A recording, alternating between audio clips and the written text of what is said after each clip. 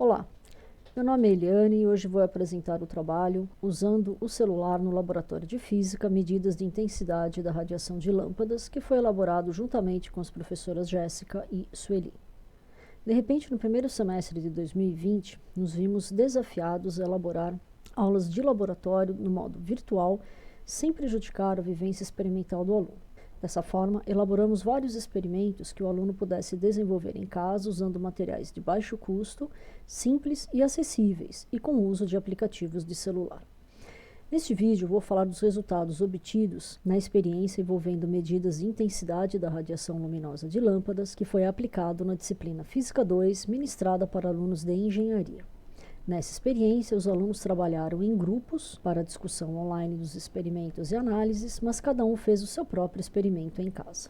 O experimento foi planejado de acordo com o conteúdo conceitual que deveria ser abordado, com os objetivos de aprendizagem, com destaque à motivação que foi dada aos grupos de alunos para que trabalhassem de forma autônoma no planejamento e na execução do experimento, sem medo de errar. Planejamos as competências que deveriam ser trabalhadas e planejamos também como seria a sistematização do aprendizado. O experimento consistiu basicamente de um celular para medir a intensidade luminosa, de uma fonte de luz e uma trena. Neste caso particular, o aluno deixou o celular fixo e foi afastando a lanterna, mas a maioria dos alunos deixou a fonte luminosa fixa e foi afastando o celular.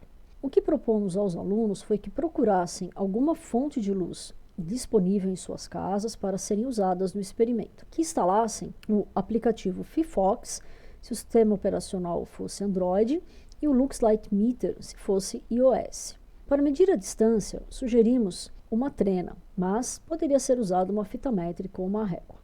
Após a apresentação dos materiais básicos para a montagem experimental, discutimos o objetivo, que era verificar os limites de aplicabilidade da lei do inverso da distância ao quadrado para intensidade luminosa. Discutimos com os alunos quais foram as hipóteses consideradas para se chegar nesta expressão, em que a intensidade luminosa varia inversamente proporcional a R ao quadrado, onde R é a distância entre a fonte e o sensor de luz. Nessa discussão, enfatizamos a hipótese da fonte pontual e da fonte isotrópica.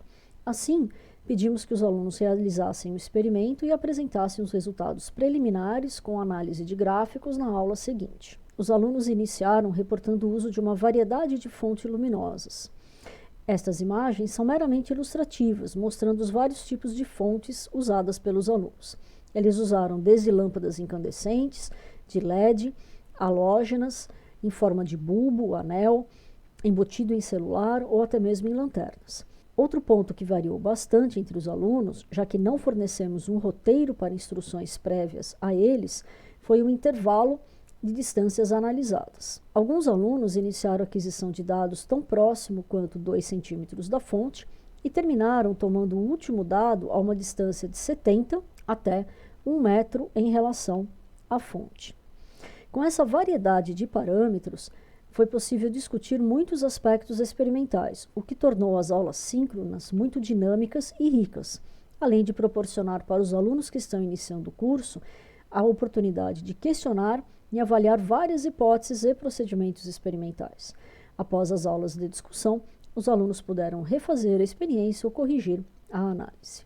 Durante as aulas síncronas de discussão, por exemplo, vimos que a questão da fonte pontual não foi considerada por muitos alunos. Muitos utilizaram todos os dados coletados para fazer o ajuste da função de potência. Assim, tivemos que relembrar as hipóteses que foram consideradas para chegar nesta relação de intensidade e distância. A discussão envolveu uma reflexão sobre a existência de uma distância mínima a partir da qual a lei poderia ser aplicada. Neste caso, vemos que somente a partir de uma distância de 20 centímetros podemos aplicar a lei do inverso do quadrado da distância. Outro ponto importante da discussão é o fato do correto alinhamento entre a fonte e o sensor de luz.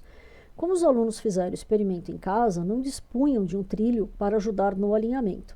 Discutimos a necessidade de considerarmos uma distância máxima para o ajuste da equação. Ou seja, foi preciso chamar a atenção para os cuidados experimentais e para que os alunos verificassem a qualidade dos dados adquiridos em posições mais distantes da fonte. Como um todo, os alunos apresentaram leis de potência com expoentes que variaram desde 0,85 até 4,31.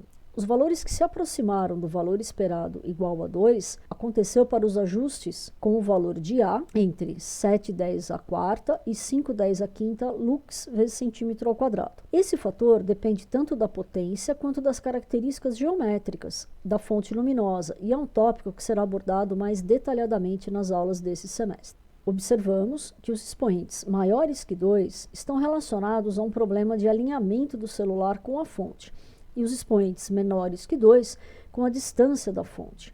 Entretanto, em alguns casos, foi devido ao uso de lanternas com ajuste focal, em que a hipótese da fonte isotrópica não era satisfeita. O fato é que, com a análise final dos alunos, independente deles chegarem no valor esperado ou não para a potência da distância, percebemos a preocupação deles com a aplicabilidade da lei física para a situação do experimento real, com os cuidados experimentais, tanto quanto ao alinhamento, quanto à checagem inicial da sensibilidade do sensor com a luz ambiente e com o alinhamento do celular. Ou seja, o engajamento dos alunos foi bastante intenso e positivo.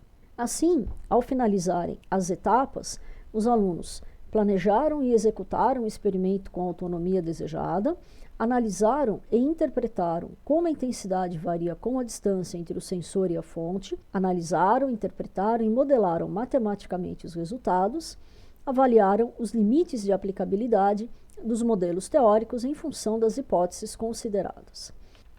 A possibilidade de discutir e avaliar criticamente o procedimento experimental e os resultados obtidos foi fundamental para o desenvolvimento das competências desejadas.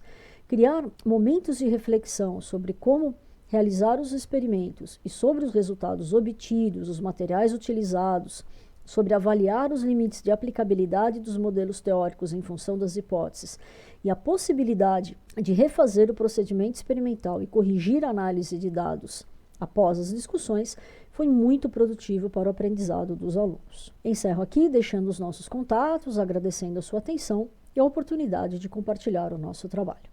Obrigada.